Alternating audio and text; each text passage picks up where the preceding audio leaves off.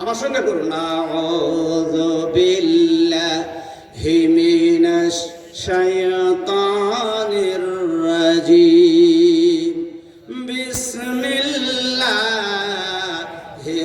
রাহমানির ইয়াতাজতানিবু কাবাইরা মা তুনহাউনা আনহু নুকাফির আনকুম সাইয়্যাতিকুম ওয়া নুদখিলুকুম মুদখালান কারীমা। আরে আল্লাহু আকবার, জোরে বলো। আল্লাহ তাআলা বলেন, দুনিয়ার মানুষ যদি তোমরা বড় বড় গুনাহ থেকে বিরত থাকো, যা আমি আল্লাহ করতে নিষেধ করে দিয়েছি, তাহলে ছোট ছোট গুনাহগুলো তোমাদের মাফ করে দেব। ছোট ছোট গুনাহগুলো আমি আল্লাহ মোচন করে দেব, মিটিয়ে দেব। আর আমি আল্লাহ তোমাদেরকে সম্মানজনক স্থান জান্নাতুল ফিরদাউসের মেহমান বানায় দিব। জোরে বলেন আল্লাহু আকবার। বড় গুনাহ যদি তুমি না করো, ছোট গুনাহগুলো তোমাদের গুনাহ হবে না, সমস্ত গুনাহগুলো আমি আল্লাহ মাফ করে দিব। কার কথা? একটু জবান করে পড়তে হবে, কার কথা? বন্ধুরা আমার, কাবিরা শব্দ হলো এক বচন, এর বহু বচন হচ্ছে কাবায়েরু। কাবায়েরু শব্দের অর্থ হচ্ছে বৃহৎ গুনাহ, বড় বড় গুনাহ। একটু ভালো করে শোনো আল্লাহর বান্দারা, হযরত আব্দুল্লাহ ইবনে আব্বাসের বর্ণনায় এসেছে, তিনি বলেন যে সব কাজ, যে সব গুনাহ আল্লাহ তাআলা বান্দাদের করতে নিষেধ করেছেন, এটাই হলো কাবিরা গুনাহ। ইমাম রাজি রাহিমাহুল্লাহ তিনি বলেছেন যে অপরাধের শাস্তি বেশি, সেটাই হলো কাবিরা গুনাহ। কান লাগাতে হবে আল্লাহর বান্দারা। যা হযরত আবু হুরায়রা রাদিয়াল্লাহু তাআলা আনহু বর্ণিত হাদিস, আল্লাহর বান্দারা শুনেন, বিশ্বনবী সাল্লাল্লাহু আলাইহি সাল্লাম বলেছেন, ইস্তানিবু সাবআল মুবিকাত। আল্লাহর নবী বলেন, তোমরা 7টি ধ্বংসকারী জিনিস থেকে দূরে থাকো। কয়টি? 7টি। জোরে বলেন, আরো জোরে। আল্লাহর নবী বলেন, ইস্তানিবু সাবআল মুবিকাত, তোমরা 7টি ধ্বংসকারী জিনিস থেকে দূরে থাকো।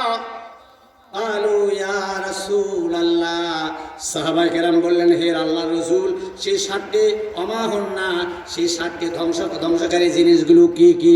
ভালো করে গুনতে হবে। ক্বালা আশরিকু বিল্লাহ, আল্লাহর নবী বলেন, 1 নম্বর হলো আল্লাহর সঙ্গে শিরক করা, ওয়াসিহরু 2 নম্বর হলো জাদু করা, ওয়াকাতলুন নাফসিল্লাতী হারামাল্লাহু ইল্লা বিল হক। 3 নম্বর আল্লাহর নবী বলেছেন, যাকে হত্যা করা আল্লাহ তাআলা হারাম ঘোষণা করেছে, ন্যায়সঙ্গত কারণ ছাড়া একজন মানুষকে হত্যা করা কাবিরা গুনাহ, সরাসরি জাহান্নামে যাবে। জোরে কর নাউযুবিল্লাহ। 3 নম্বর হচ্ছে অন্যায়ভাবে মানুষকে হত্যা করা। 4 নম্বর ওয়াকলুর রিবা, আল্লাহর নবী বলেন 4 নম্বর হলো সুদ খাওয়া। ওয়াকলুল মালি ইয়াতিম, 5 নম্বর হলো ইয়াতিমের সম্পদ অন্যায়ভাবে ভক্ষণ করা। ওয়াতাওয়াল্লি ইয়াউমিজ যাহাফি, আল্লাহর নবী বলেন 6 নম্বর হলো জিহাদের ময়দান থেকে পলায়ন করা। ওয়াকাসফুল মুহসানাতিল মুমিনাতিল গাফিলাত, 7 নম্বর আল্লাহর নবী বলেন, ইমানদার নির্দোষ সুতি সাধবী নারীর প্রতি মিথ্যা অপবাদ দেওয়া। মুত্তাফাকুন আলাইহি, ইমাম বুখারী, ইমাম মুসলিম রাহিমাহুল্লাহ হাদিসটা বর্ণনা করেছেন। শুনতেছেন? শুনতেছেন? বোঝা যায়? এই কান লাগান। কয়টা হলো ভাই আমার? বন্ধু আমার, লক্ষ্য করুন এই কাবিরা গুনাহ সম্পর্কে। কাবিরা গুনাহ সম্পর্কে উলামায়ে কেরামদের ভিতরে ইখতিলাফ রয়েছে। কান লাগাতে হবে। কেউ বলছেন 8টি, 7টি, কেউ বলছেন 8টি, কেউ বলছেন 10টি, কেউ বলছেন 18টি। হযরত আব্দুল্লাহ ইবনে আব্বাস রাদিয়াল্লাহু তাআলা আনহুর বর্ণনা আছে, কাবিরা গুনাহের সংখ্যা হলো 700টি। একটু জোরে বলেন, কত? আরো জোরে, একটু জোরে বলেন। আমি আপনাদের আহ্বান জানাই, প্রিয় বন্ধুরা আমার, সারা জীবনে কত গুনাহ করলেন, কোনটা বড় গুনাহ, কোনটা ছোট গুনাহ জীবনে আমরা কোনোদিন গুনি নাই। গুনিছেন? জীবনে কোনোদিন আমরা গুনি নাই। বন্ধুরা আমার, কোন একটু কান লাগান, যদি কেউ জিনা করে, বুক পর্যন্ত মাটির নিচে পড়ে থাকে, পাথর মেরে সঙ্গে সার করে হত্যা করা হবে। হুকুম কার? জোরে বলেন। এরপরে যদি কেউ মদ পান করে, ড্রিঙ্ক করে, মদ খায়, 100 দৌড়া মারতে হবে, হুকুমটা দিয়েছেন কি? যদি কেউ চুরি করে আসারিকু ওয়াসারিকাতু ফাকতাউ আইদিয়াহুমা, ডান হাত তুলে মারহাবা দেন। সুর হোক আর সুন্নি হোক, আল্লাহ রাব্বুল আলামিন বলেছেন তার হাত কেটে দেওয়া হবে। সবগুলা হলো বড় গুনাহ। আমি আপনাদের কাছে জিজ্ঞাসা করতে চাই, সারা জীবন কত গুনাহ করলেন, কত গুনাহ করেছি, একটির হিসাব নাই, কোনটা বড় কোনটা ছোট। বন্ধুরা আমার লক্ষ্য করুন, একটি গুনাহ, একটি কাবিরা গুনাহ যদি আপনি করেন, হাজার হাজার বছর আপনাকে জাহান্নামের আগুনে থাকতে হবে। তওবা ছাড়া যদি মরেন, নাউজুবিল্লাহ করেন, আওয়াজ করে বলেন নাউজুবিল্লাহ। 7টার কথা শুনলেন আপনারা, গুনেন। আল্লাহর বান্দারা 7 কাবিরা গুনাহ, জীবনে কত অন্যায় করলেন, বড় বড় অপরাধ করলেন, কোনোদিন চিন্তা ভাবনা আমরা করি নাই। 8 নম্বর, কয় নম্বর? এই জোরে বলেন, কয় নম্বর? কথা কয় না, জোরে বলেন। 8 নম্বর কাবিরা গুনাহ হলো নামাজে অবহেলা করা, নামাজ না পড়া। অনেকগুলো কারণে মানুষেরা জাহান্নামের আগুনে দাও দাও করে জ্বলবে। আল্লাহর বান্দারা ভালো করে কানে লাগান। অনেক কারণে জাহান্নামে যাওয়ার জন্য অনেক অপরাধ আছে। প্রথমত 1 নম্বর কারণ হলো নামাজ না পড়া, নামাজে অবহেলা করা। এই মুসলমানেরা আমার দিকে তাকান, নামাজ না পড়া, নামাজে অবহেলা করা। জাহান্নামীদের আমার আল্লাহ জিজ্ঞাসা করেন সূরা মুদাসসিরের ভিতরে, আমার আল্লাহ সুন্দর করে জানিয়ে দিয়েছেন, মা সালাকাকুম ফি সাকার। আল্লাহু আকবার করতে হবে, জোরে বলেন আল্লাহু আকবার। জাহান্নামীদের আমার আল্লাহ প্রশ্ন করবেন, কোন অপরাধে তোমরা জাহান্নামে এসেছো? জাহান্নামীরা জবাব দিবে, ক্বালু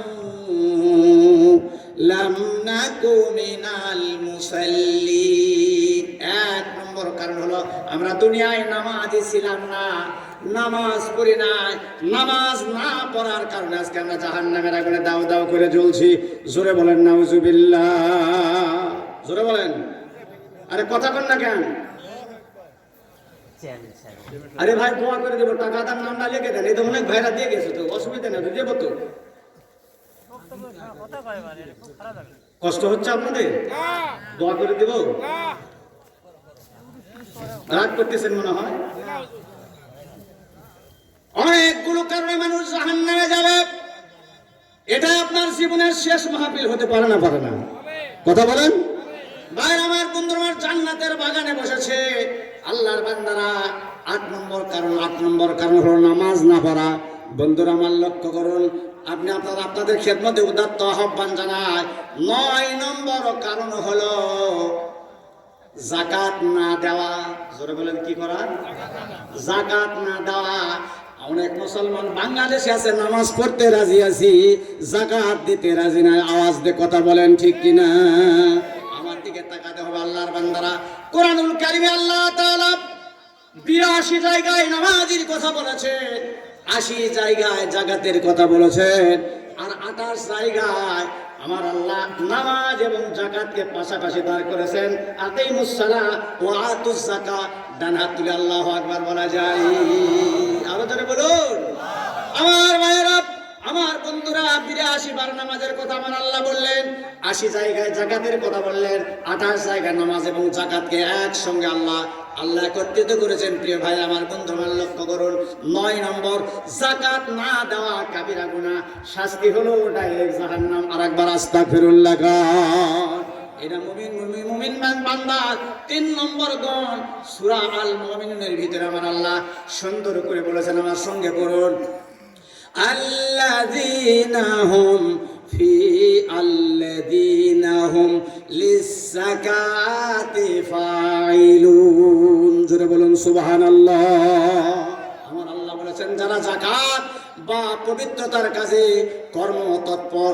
যাকাতের আবিধানিক অর্থ হচ্ছে পরিচ্ছন্ন করা, পবিত্রতা করা, আধিক্য, ক্রমবৃদ্ধি। যত দান করবেন তত যাকাত আপনার সম্পদ বেশি হয়ে যাবে। জোরে বলুন না সুবহানাল্লাহ, আরো জোরে বলেন। আমার ভাইয়েরা, যাকাতের সঙ্গে নিয়ে যান নিজের ধন সম্পদের একটি নির্দিষ্ট অংশ গরিব, মিসকিন এবং অভাবী লোকদের মাঝে বন্টন করে দেওয়ার নামই হলো যাকাত। আরেকবার ডান হাত তুলে মারহাবা দেওয়া যায়। চিন্তা করলাম নাকি যাকাতটা কি? আপনার নিজের নির্দিষ্ট একটা সম্পদ এই সম্পদটুকু গরিব এবং মিসকিনদের মাঝে বন্টন করে দেওয়ার নাম হলো যাকাত। মারহাবা দেন ভাই আমার বন্ধু আমার লক্ষ্য করুন, এই যাকাত যে ব্যক্তি দিবে সেই ব্যক্তি হলো সফল, আর এই যাকাত যে ব্যক্তি দিবে না সে হলো ব্যর্থ। বলেছেন কি? আরো জোরে বলতে হবে। আমার ভাইয়েরা, আমার বন্ধুরা লক্ষ্য করুন, আমি টাচ দিয়ে যাচ্ছি, খারাপ লাগতেছে? টাচ দিয়ে যাচ্ছি। আল্লাহর বান্দারা লক্ষ্য করুন, হযরত আব্দুল্লাহ ইবনে মাসউদের বর্ণনা এসেছে, আল্লাহর বান্দারা ভালো করে কান লাগান, তিনি বলেছেন তোমাদের নামাজ কায়েম করা এবং যাকাত প্রদান করা, যা নামাজ এবং যাকাতের কথা একই সঙ্গে আদেশ করা হয়েছে। সুতরাং যে ব্যক্তি নামাজ পড়বে যাকাত দিবে না, এই ব্যক্তির দান, এই ব্যক্তির নামাজ আল্লাহর দরবারে কবুল হবে না। জোরে বলেন নাউজুবিল্লাহ। প্রিয় ভাইরা আমার, বন্ধু আমার লক্ষ্য করুন, বিশ্ব নবী সাল্লাল্লাহু আলাইহি সাল্লাম যখন দুনিয়া থেকে বিদায় হয়ে চলে গেলেন, ইসলামের দায়িত্ব, খিলাফতের দায়িত্ব গ্রহণ করলেন আমিরুল মুমিনিন হযরত আবু বকর সিদ্দিক রাদিয়াল্লাহু তাআলা আনহু। জোরে বলেন মারহাবা, একটু জোরে বলেন না মারহাবা। সেই সময় তিনি খিলাফতের দায়িত্ব পাওয়ার পরে আরবের তৎকালীন কিছু কিছু লোকেরা সেই সময় যাকাত দিতে অস্বীকার করলো। তারা যদিও তারা নামাজ পড়তো কিন্তু যাকাত দিতে নারাজ, যাকাত তারা দেবে না। আমার ভাইয়েরা, আমার বন্ধুরা লক্ষ্য করুন, সাইয়েদনা আবু বকর সিদ্দিক রাদিয়াল্লাহু তাআলা আনহু দৃঢ় কণ্ঠে তিনি বললেন, যারা রাসূলের সময় যারা নামাজ পড়তো, যাকাত দিত, এই পিরিয়ডে যদি কেউ একটা উটের রশি দিতে যদি কেউ অস্বীকার করে, আমি আবু বকর তাদের বিরুদ্ধে আমি অস্ত্র ধারণ করবো, তাদের বিরুদ্ধে আমি যুদ্ধের ঘোষণা দিলাম। জোরে বলেন মারহাবা, আরো জোরে বলেন। বুখারীর হাদিস। আমার ভাইয়েরা, আমার বন্ধুগণ, যদি আমরা নামাজ পড়ি যাকাত না দেই তাহলে আমাদের নামাজ আল্লাহর দরবারে কবুল হবে না। আমাদের নামাজ কবুল হোক, এটা কি আমরা চাই? কারা কারা চাই? হাত তুলে আল্লাহ দেখেন তো দেখি। চাই ইনশাআল্লাহ? চাই তো? ভাই আমার বন্ধুরা আমার লক্ষ্য করুন, 10 নম্বর কাবিরা গুনাহ। সামর্থ্য থাকা সত্ত্বে হজ না করা এমন লোক আমাদের সমাজে আছে না নাই? একটু কথা বলতে হবে, আছে না না? হ্যাঁ, টাকা পয়সা আছে, হ্যাঁ হ্যাঁ রে, ব্যাংকে রাখে, মোসে তাও দেয়, আর ম্যানেজারকে ফোন করে বলে হ্যালো ব্যালেন্স কত ম্যানেজার, আর মোসে তাও দেয়, আছে না? সামর্থ্য আছে কিন্তু হজ করতে যায় না। এই সামর্থ্য থাকা সত্ত্বে হজ না করা কাবিরা গুনাহ, শাস্তি ডাইরেক্ট জাহান্নাম। এটা হচ্ছে কয় নম্বর বললাম বলেন তো? 10 নম্বর। একটু গুনেন।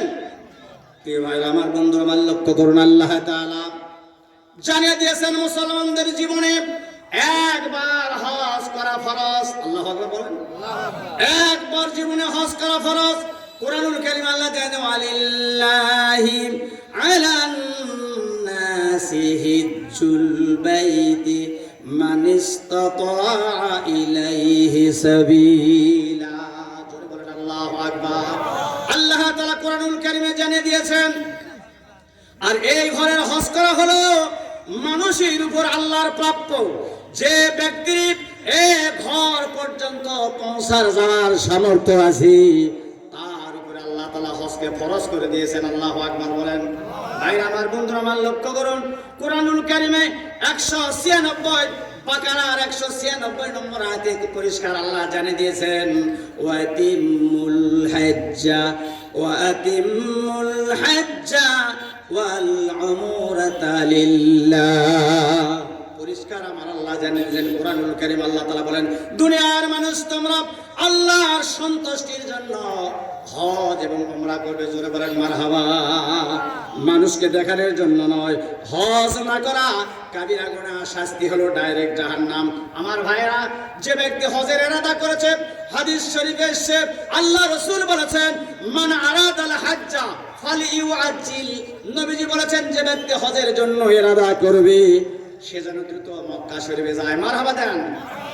মনে বড় আশা ছিল যাব, বলেন বলেন। মনে বড় আশা ছিল, মনে বড় আশা ছিল, মদিনা যেতে চান আপনারা? মদিনা চান? কারা কারা মদিনায় যেতে চান একটু হাত তুলে দেখাতে হবে। টাকা লাগবে না, আমার আল্লাহর জন্য, আমার আল্লাহর সন্তুষ্টির জন্য যদি হজ আর উমরা করতে পারেন, জীবনের সমস্ত গুনাহ আমার আল্লাহ মাফ করে দেবেন। মারহাবা দেন। সুতরাং যে ব্যক্তি হজের ইরাদা করবে, ইচ্ছা পোষণ করবে, সে ব্যক্তি যেন দ্রুত মক্কা মদিনায় যেতে যায়। মারহাবা দেন, জোরে বলেন।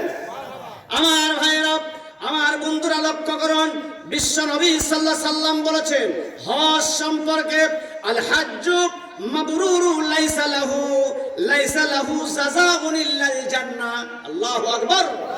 আল্লাহ রাসূল বলেছেন মাবরুর হজ, ত্রুটি বিহীন এই হজের প্রতিদান হলো জান্নাত। যে হজটা আল্লাহর দরবারে কবুল হয়ে গেছে, আপনার টাকা হালাল ছিল, সম্পদ হালাল ছিল, পয়সা হালাল ছিল, হালাল পন্থায় টাকা পয়সা উপার্জন করে আপনি মক্কা শরীফে হজ করতে গেছেন, ত্রুটিবিহীন হজ, কোনো অপরাধ আপনি করেন নাই, কোনো গুনাহ করেন নাই, এমন হজ যদি আপনি করতে পারেন, আল্লাহ রাসূল বলেছেন এই হজের বিনিময়ে আমার আল্লাহ আপনাকে জান্নাত দান করবেন। জোরে বলুন সুবহানাল্লাহ। প্রিয় ভাইরা, আমার বন্ধুরা, আমার লক্ষ্য করুন, আল্লাহ রাসূল বলেছেন হজ করার পরে তোমরা মদিনায় গিয়ে আমার কবর জিয়ারত করবে। আল্লাহ রাসূল বলেছেন মান জারা কবরি ওয়াজাবাত লাহু শাফাআতি। মারহাবা দেওয়া যায়। আল্লাহ নবী বলে যে হজ করার পরে আপনি মক্কা মদিনায় চলে যাবেন, মদিনায় গিয়ে রাসূলের রওজায় আপনি সালাম দেবেন, আসসালামু আলাইকা ইয়া রাসূলুল্লাহ, আসসালাতু ওয়াসসালামু আলাইকা ইয়া হাবিবাল্লাহ, আসসালাতু ওয়াসসালামু আলাইকা ইয়া নবী আল্লাহ, আসসালাতু ওয়াসসালামু আলাইকা ইয়া হাবিবাল্লাহ, আসসালাতু ওয়াসসালামু আলাইকা ইয়া খায়রা খালকিল্লাহ, আসসালাতু ওয়াসসালামু আলাইকা ইয়া খাতামাল আম্বিয়া, আসসালাতু ওয়াসসালামু আলাইকা ইয়া সাইয়্যিদাল আম্বিয়া ওয়াল মুরসালিন ওয়া রাহমাতুল্লাহি ওয়া বারাকাতুহু। ডান হাত তুলে কোন মারহাবা। মক্কা থেকে আপনি হজ করে মদিনায় গেলেন, রাসূলুল্লাহর রওজায় আপনি সালাম দিয়েছেন। আল্লাহর নবী বলেছেন, বিশ্ব নবী সাল্লাল্লাহু আলাইহি ওয়াসাল্লাম বলেছেন যে ব্যক্তি আমার কবর জিয়ারত করলো, মারহাবা দেন, যে ব্যক্তি আমার কবর জিয়ারত করলো, আমার উপর তার শাফাত ওয়াজিব হয়ে গেল। অর্থাৎ এই ব্যক্তিকে সুপারিশ করে নিয়ে কিয়ামতের দিন আমি নবী সরাসরি আল্লাহর জান্নাতে চলে যাব। মারহাবা জোরে দেওয়া যায়। দুহাত তুলে কোন মারহাবা। লিল্লাহি তাকবীর, লিল্লাহি তাকবীর। আমার ভাইয়ের, আমার বন্ধুরা, লক্ষ্য করুন, 11 নম্বর কাবিরা গুনাহ হলো পিতা মাতার নাফরমানি করা, আব্বা মারে কষ্ট দেওয়া। কারা কারা আব্বা মারে কষ্ট দেন নাই একটু হাত তুলে দেখান তো দেখি। কষ্ট দেন নাই কারা কারা একটু হাত তুলে দেখান তো। আছেন তো? আছেন তো?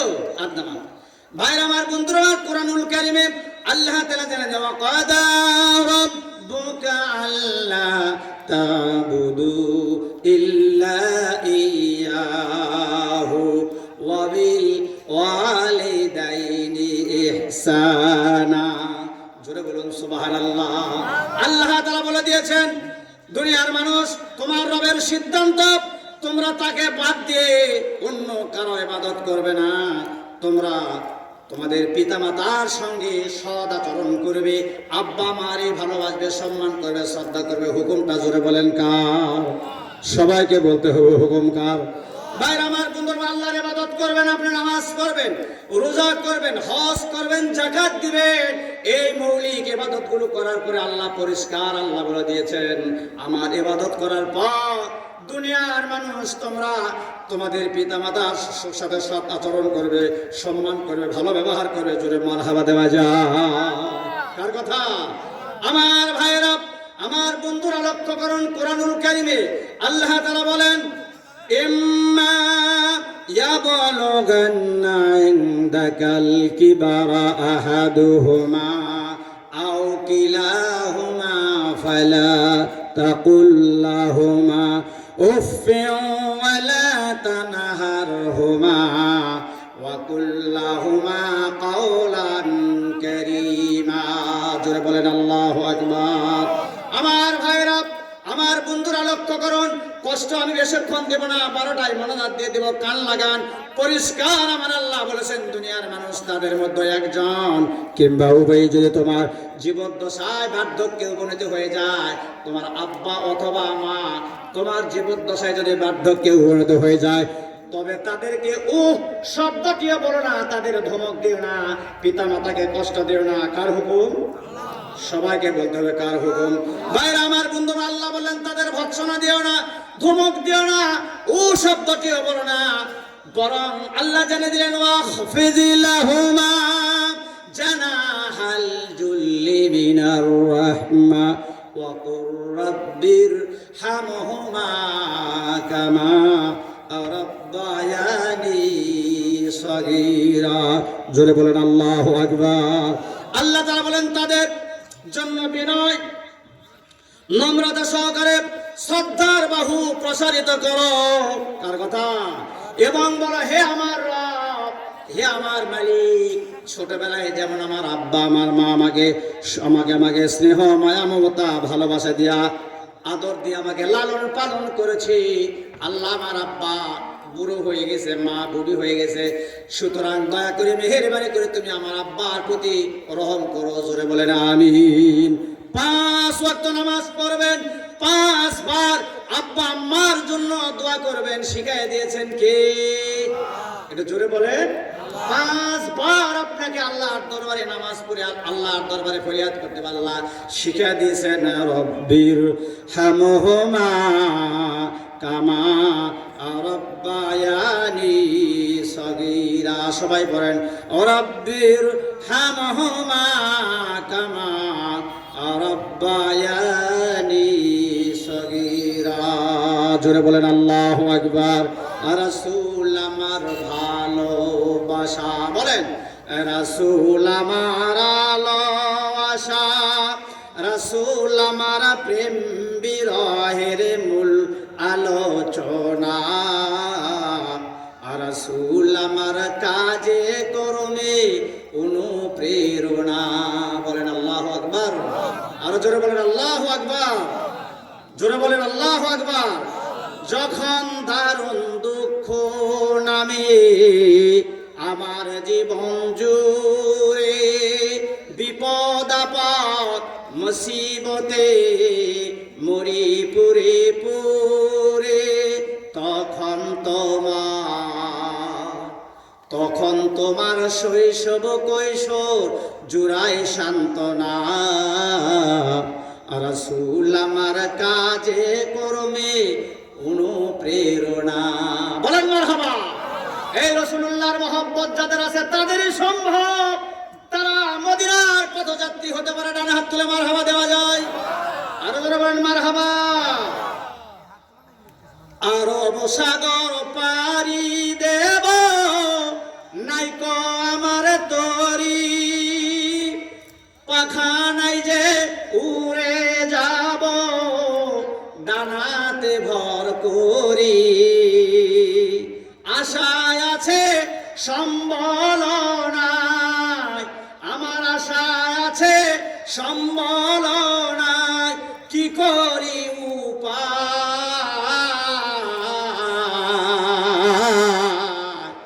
মনে বড় আশা ছিল যাব মদিনায়। ডাটা তুলে বলেন আল্লাহু আকবার। আরো জোরে বলেন আল্লাহু আকবার। আরো জোরে বলেন আল্লাহু আকবার।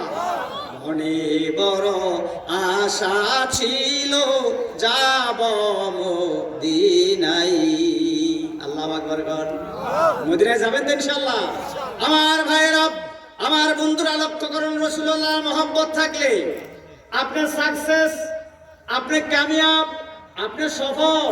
রাসূলুল্লাহর জামানায় মদিনায় একজন যুবক, নাম হলো আলকামা।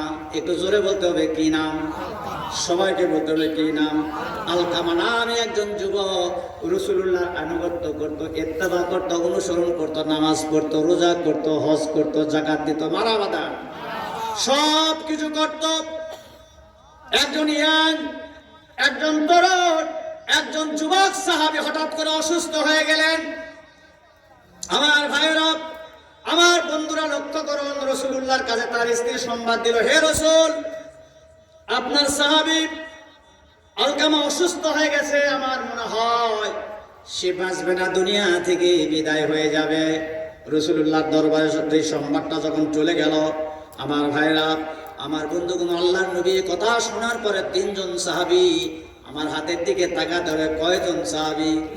তিনজন সাহাবী, হযরত আম্মার, হযরত সুহাইব, হযরত বেলাল রাদিয়াল্লাহু তাআলা আনহুমা, তিনজন সাহাবীকে রাসূলুল্লাহ পাঠিয়ে দিলেন, বলে চলে যাও, গিয়ে তোমরা আলকামার কাছে বসে তারে কলমার তালকিন দাও, কলমা পড়াও, লা ইলাহা ইল্লাল্লাহ, জোরে লা ইলাহা আল্লাহু আল্লাহ জিকির করো, নূর নবীজির কলমা পড়ো, এক আল্লাহকে সিজদা করো, দম থাকিতে তারে ডাকো, আল্লাহু আল্লাহ, বলেন আল্লাহু আল্লাহ, আল্লাহু আল্লাহ, আল্লাহু আল্লাহ, আল্লাহু আল্লাহ জিকির করো, নূর নবীজির কলমা পড়ো, এক আল্লাহকে সিজদা করো, দম থাকিতে তারে ডাকো। আপনাদের জানা নাই আল্লাহু জানা নাই ভাইরা? বেজার হয়েছে ভাইরা? আমার বন্ধুরা, সে কলেমা পড়তে পারে না, তার মুখ দিয়ে কলেমা উচ্চারণ হয় না। রাসূলুল্লাহর কাছে সাহাবায়ে কেরাম যাই জানা নালিশ করলেন, হুজুর, আপনার সাহাবী কলমা পড়তে পারে না, তার মুখ থেকে কলেমার আওয়াজ বের হয় না। বিশ্বনবী সাল্লাল্লাহু আলাইহি সাল্লাম সঙ্গে সঙ্গে সাহাবায়ে কেরামদের বললেন, তোমরা যাও, বাড়িতে গিয়ে দেখো তার বাপ মা বেঁচে আছে কিনা। আল্লাহু আকবার করুন। তার বাপ মা বেঁচে আছে কিনা গিয়ে খোঁজ লাগাও, তার আব্বা মা বেঁচে আছে কিনা খোঁজ খবর নিয়ে দেখা গেল তার আব্বা দুনিয়া থেকে বিদায় হয়ে চলে গেছেন, কিন্তু মা এখনো বেঁচে আছে। আল্লাহর নবীর কাছে সংবাদ দেওয়া হলো, হুজুর, তার পিতা নেই কিন্তু মা এখনো বেঁচে আছে। নবীজি বললেন, তার মাকে বলো, তার মা যেন আমার দরবারে হাজির হয়। মারহাবা দেন। বুড়া মানুষ রাসূলুল্লাহর নির্দেশ পাওয়ার পর আলকামার মা লাঠি হাতে করে নিয়ে লাঠির উপরে ভর করে আস্তে আস্তে বিশ্বনবী সাল্লাল্লাহু আলাইহি সাল্লামের দরবারে হাজির হয়ে গেলেন। আল্লাহু আকবার করুন। আল্লাহর হাবিব সাল্লাল্লাহু আলাইহি সাল্লাম আলকামার মাকে জিজ্ঞাসা করলেন, আলকামার মা, তোমার ছেলে কেমন ছিল? আলকামার মা বলেন, ইয়া রাসূলুল্লাহ, হে আল্লাহর রাসূল, আমার সন্তান নামাজ পড়তো, রোজা করতো, দান সাদকা করতো, সব ভালো ভালো কাজ করতো, সব ঠিকঠাক, কিন্তু একটি কারণে আমি তার প্রতি নারাজ, আমি রাজি না। বন্ধুরা আমার লক্ষ্য করুন, বলে কেমন? বলে আমার উপরে তার স্ত্রীকে প্রাধান্য দিত, তার স্ত্রীর কথা মতো সে চলতো, আমি যে মা আমাকে সে মূল্যায়ন করতো না। জোরে বলেন নাউজুবিল্লাহ। ভাইরা আমার, বন্ধুরা আমার লক্ষ্য করুন, আল্লাহর নবী বুঝতে পারলেন কোন জায়গায় রোগ, কোন জায়গায় বেমার। পৃথিবীর শ্রেষ্ঠ ডাক্তার ছিলেন মুহাম্মদ রাসূলুল্লাহ সাল্লাল্লাহু আলাইহি ওয়াসাল্লাম। সাহাবায়ে কেরাম দিকে অর্ডার করলেন, যাও খড়ি সংগ্রহ করো, খড়ি নিয়ে আসো, কাঠ নিয়ে আসো। বুঝতেছেন আপনারা? না মনে দিয়ে দিব, চলবে? কয়েক মিনিট চালাবো? এইদিকে আলো করে কথা কেন চলাবো না? মনে দিব। ভাইরা আমার, নবীজি বললেন, কাঠ নিয়ে আসো, খড়ি সংগ্রহ করো, কাঠ নিয়ে এসে আগুন জ্বালাও। আগুন যখন দাউ দাউ করে, আগুনের লেলিহান শিখা যখন আকাশের দিকে দাউ দাউ করে জ্বলে উঠবি, তখন তোমরা আলকামাকে ধরে সেই আগুনের ভিতরে তোমরা নিক্ষেপ করবে, আগুনে পুড়ে তাকে মেরে ফেলে দেবে। রাসূলুল্লাহ অর্ডার করলেন সাহাবায়ে কেরামকে। বন্ধুরা আমার লক্ষ্য করুন, আলকামার মা রাসূলুল্লাহর দরবারে কথাগুলো শোনার পরে হাউমাউ করে কেঁদে উঠলেন, বলেন, ইয়া রাসূলুল্লাহ, ইয়া হাবিবাল্লাহ। এই বেটা কুটি বাতাস করিস, আমার মাথার বাতাস দে। ভাই আমার, বন্ধুরা আমার লক্ষ্য করুন, বন্ধুরা আমার লক্ষ্য করুন, বলছিলাম আল্লাহর নবী বলেন, তারে ফেলে দাও, আগুনে ফেলে দাও। আলকামার মা হাউমাউ করে কেঁদে বলেন, ইয়া রাসূলুল্লাহ, আমার সামনে আমার কলিজার টুকরা সন্তান আলকামাকে আগুনে পুড়ে মেরে ফেলে দেওয়া হবে, আমি মা বরদাস্ত করতে পারবো না, সহ্য করতে পারবো না। হে রাসূল, দয়া করে মেহেরবানি করে আমি আল্লাহকে সাক্ষী রেখে আপনাকে আপনার সামনে বলছি, আমার কলিজার টুকরা সন্তান আলকামাকে আমি আল্লাহর রাস্তে মাফ করে দিলাম। ডান হাত তুলে মারহাবা দেওয়া যায়। আমার ভাইয়েরা, আমার বন্ধুরা, লক্ষ্য করুন, বিশ্ব নবী সাল্লাল্লাহু আলাইহি ওয়াসাল্লাম বলেন, এবার যাও বাড়িতে গিয়ে দেখো আলকামা কলেমা পড়তে পারে কিনা। সাহাবায়ে কেরাম চলে গেলেন, বাড়িতে যায়, দরজায় তখন তিনি পা দিলেন। আলকামা চিৎকার করে পড়ছেন, জোরে জোরে পড়ছেন, লা ইলাহা, সবাই লা ইলাহা, আলা ইলাহা, আলা ইলাহা, লা ইলাহা ইল্লাল্লাহু মুহাম্মাদুর রাসূলুল্লাহ। জোরে সোরে পড়ুন সাল্লাল্লাহু আলাইহি সাল্লাম। বন্ধুরা আমার, লক্ষ্য করুন, আল্লাহর নবী বললেন, সাকাতু উম্মিহি হাজাবা লিসানাহু আন শাহাদাতি আল্লা ইলাহা ইল্লাল্লাহ। আল্লাহু আকবার বলেন। আল্লাহর নবী বলেন, ও আমার সাহাবীরা শোনো, আমি বুঝতে পেরেছি আলকামার মুখে কেন কলেমা আসতেছিল না, কেন সে কলেমা পড়তে পারছিল না। তার মা কে কষ্ট দেওয়ার কারণে তার মুখে কলেমা আসতেছিল না। কলেমাবিহীন যদি আলকামা মৃত্যুবরণ করত, দুনিয়া থেকে বিদায় হয়ে যেত, সারা জীবন অনন্তকাল সে জাহান্নামের আগুনে দাও দাও করে জ্বলতো। জোরে জোরে বলেন নাউজুবিল্লাহ। প্রিয় ভাইরা আমার, বন্ধুরা আমার, যারা ইয়াং আছে, যারা তরুণ আছে, যুবক আছে, 11 নম্বর হচ্ছে পিতা মাতাকে কষ্ট দেওয়া, পিতা মাতার নাফরমানি করা হচ্ছে কাবিরা গুনাহ, শাস্তি হলো জাহান্নাম। চিৎকার দিয়ে আরেকবার বলা যান নাউজুবিল্লাহ। আল্লাহ রাসূল বলেছেন হাদিস শরীফ থেকে, শোনো আমার ভাইয়েরা, আমার বন্ধুগণ, বিশ্ব নবী সাল্লাল্লাহু আলাইহি সাল্লাম বলেছেন, রিদার রাব্বি ফিরিদাল ওয়ালিদাইন, পিতা মাতার সন্তুষ্টিতে আরশের মালিক আমার আল্লাহ রাব্বুল আলামিন খুশি হয়ে যায়। জোরে বলেন সুবহানাল্লাহ। আরশের মালিকের নাম কি? এই জোরে কর না কেন? আরশের মালিকের নাম কি? আল্লাহ রাব্বুল আলামিন খুশি হয়ে যান। আপনার আব্বাকে খুশি করবেন, মাকে খুশি করবেন। রাসূলুল্লাহ বলেছেন, রিদার রাব্বি ফিরিদাল ওয়ালিদাইন, পিতা মাতার সন্তুষ্টিতে আমার আল্লাহ খুশি হয়ে যান। ওয়া সাকাতুর রাব্বি ফি সাকাতিল ওয়ালিদাইন, পিতা মাতার অসন্তুষ্টিতে আরশের মালিক আল্লাহ রাব্বুল আলামিন নারাজ হয়ে যান। জোরে জোরে বলেন নাউজুবিল্লাহ। আলকামা তার মাকে কষ্ট দিয়েছেন, আরশের মালিক নারাজ হয়েছিল, কলেমা পড়তে পারছিল না। যারা এখনো যারা কলেমা পড়ে না, কলেমা ভালো লাগে না, লাগে? এই লাগে? কলেমা যাদের ভালো লেগেছে, কলেমা যারা ঈমানের উপরে ছিল, আমল করেছে, ঈমান এনেছে, আমলের উপরে যারা ইস্তেকামত ছিল, আল্লাহর এই কোরআন যারা এই সিনাতে আত্মস্থ করেছে, ধারণ করেছে, এই 2 চোখ দিয়ে দেখে এসেছি, আল্লাহ রাব্বুল আলামিন তাদের প্রত্যেকের বাড়িতে আল্লাহ একটি করে মসজিদ বানায় দিয়েছেন। মারহাবা দেওয়া যায়? এটা জোরে বলেন না মারহাবা। আমার ভাইয়ের, আমার বন্ধুরা, লক্ষ্য করুন, আবু জাহেল কলেমা পড়ে নাই, কলেমার বিরোধিতা করেছে। রাসূলুল্লাহর সবচাইতে বড় দুশমন, চাচা নয় প্রতিবেশী ছিল। ইসলাম মানে নাই, কোরআন মানে নাই, আল্লাহকে অ্যাভয়েড করেছেন। রাসূলুল্লাহর জীবনে সারা জীবন রাসূলুল্লাহর উপরে জুলুম, অত্যাচার, নির্যাতন করেছেন। চোখ দিয়ে দেখে এসেছি আল্লাহ তাআলা আবু জাহেলের বাড়িতে 10,000 পায়খানার ব্যবস্থা করেছেন। জোরে বলেন নাউজুবিল্লাহ।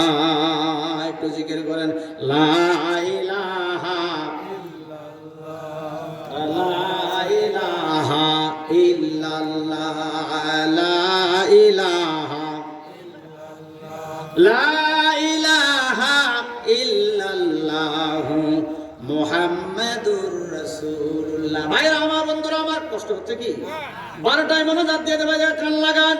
আল্লাহ তাআলা পরিষ্কার কোরআনুল কারীমে জানিয়ে দিয়েছেন, ওয়া ওয়াসাইনাল ইনসানা বিওয়ালিদাইহি ইহসানা হামালাতুহু উম্মুহু কুরহা ওয়া ওয়াদা'তুহু কুরহা।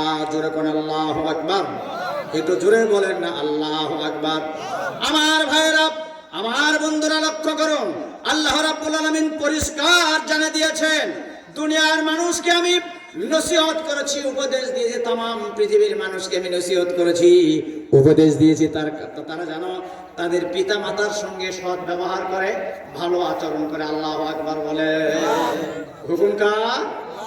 ভাইরা আমার, তার কারণ হচ্ছে তার মা অত্যন্ত কষ্টের সাথে পেটে ধারণ করেছে, গর্ভে ধারণ করেছে এবং কঠিন বেদনার সঙ্গে তার মা তাকে ডেলিভারি করেছে। সত্য নয় কি? সত্য নয়? ভাইরা আমার, বন্ধুরা আমার, কোরআনুল কারীম বলছে ওয়া হামলুহু ওয়া ফিসালুহু সালাসুনা শাহরা। আল্লাহ তাআলা বলছেন এখানেই শেষ নয়, সুদীর্ঘ 30টি মাস, সুদীর্ঘ 30টি মাস ধরে তোমার মা বুকের রক্ত চুষে চুষে তোমাকে লালন পালন করেছে।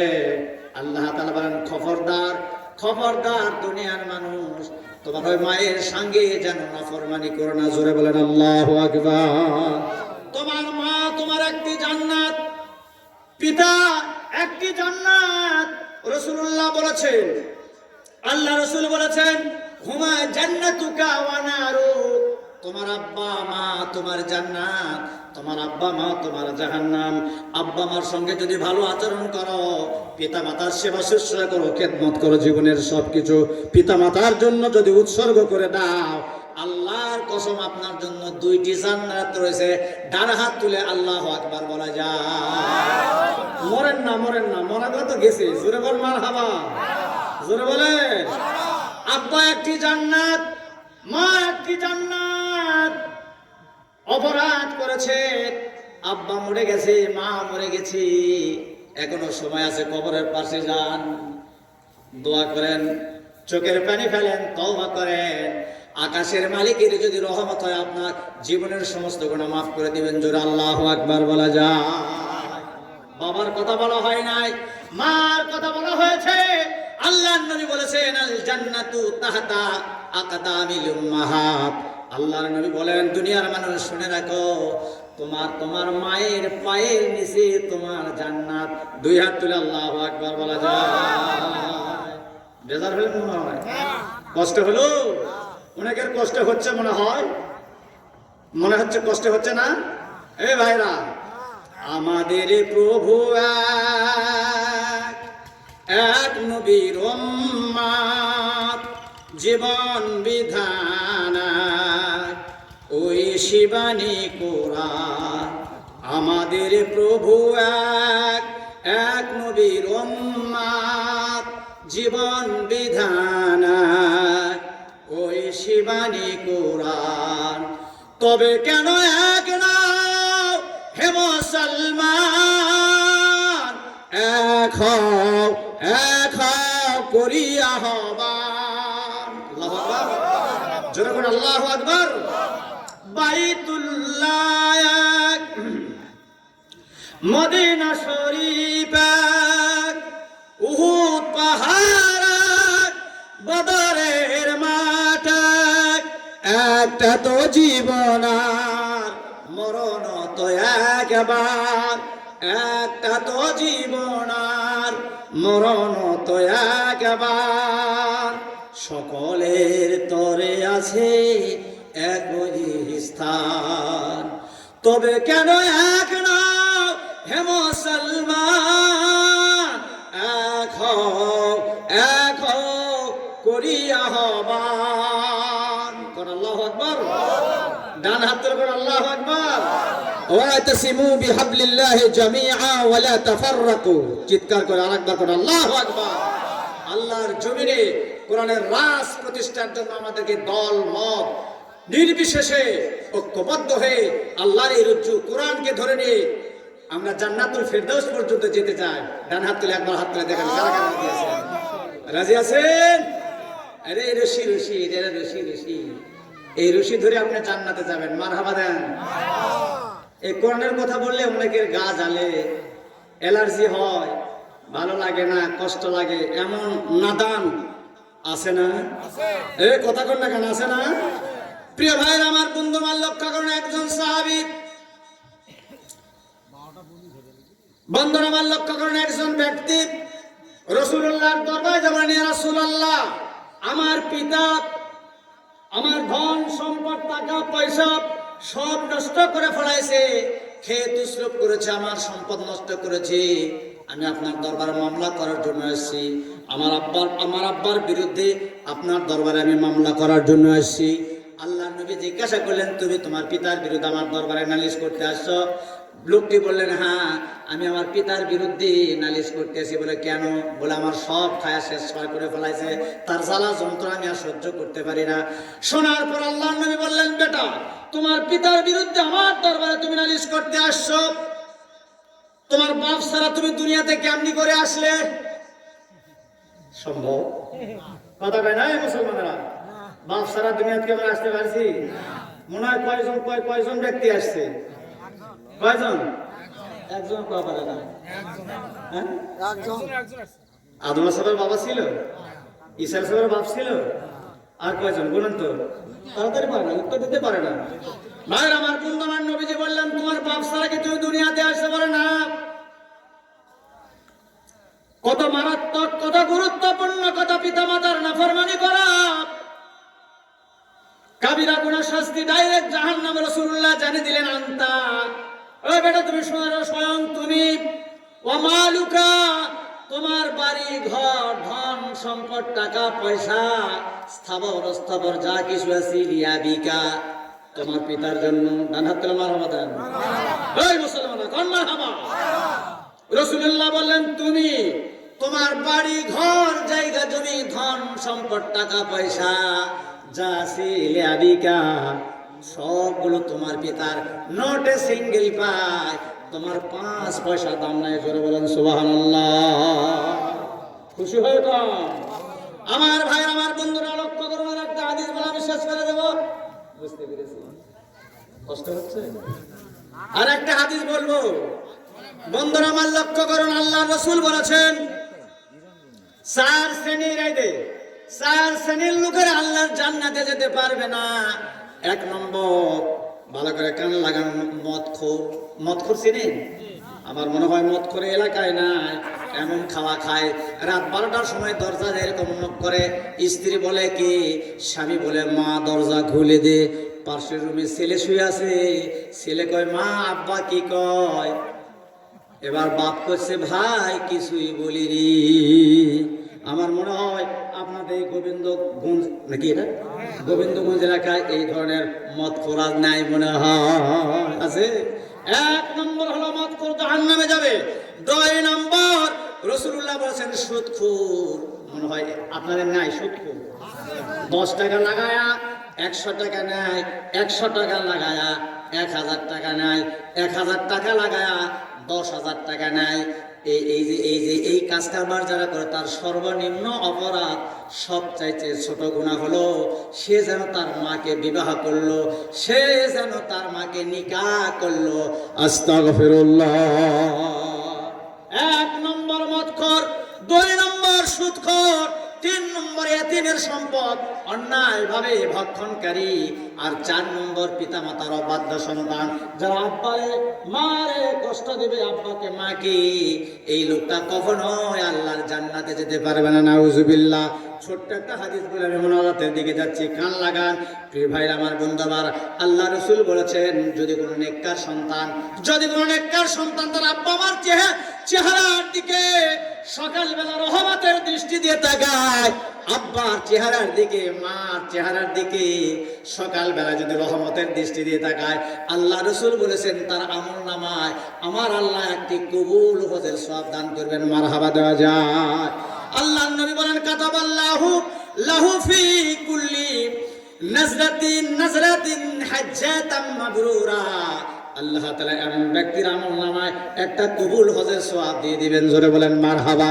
সাহাবায়ে কেরাম বলেন, ইয়া রাসূলুল্লাহ, দিনের ভিতরে যদি আব্বা মার চেহারার দিকে আমরা 100 বার তাকাই, আল্লাহ নবী বললেন 100টি কবুল হজের সওয়াব আমার আল্লাহ দান করে দিবেন। জোরে জোরে আরেকবার মারহাবা দেওয়া যায়। রাজি আছি ইনশাআল্লাহ? রাজি আছি তো? আছেন না? এক্ষুনি মোনাজাতের দিকে আমি